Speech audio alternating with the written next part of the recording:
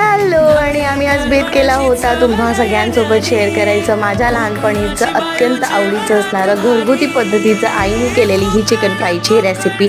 आणि चिकनसाठी फ्राय केलेल्या तेलामध्येच फोडणीला घालून एक अशा पद्धतीचं छान असा घरगुती फ्राई राईस ती करायची ज्याची चव अगदी भन्नाट होती. या दोन्ही रेसिपीजची डिटेल व्हिडिओ मी माझ्या चॅनलवर म्हणजे सखी डायरीजवर अपलोड केलेली आहे. तुम्ही सुद्धा ही रेसिपी एकदा नक्की ट्राय करून पहा.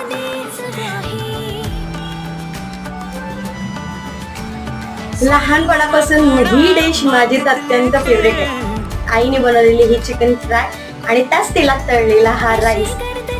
तुम्ही जर अशा टाईपचं चिकन राईस कधी ट्राय केलेलं नसेल तर एकदा नक्की ट्राय करा आणि तुम्हाला ही रेसिपी कशी वाटली ही मला कमेंट करून सांगायला विसरू नका.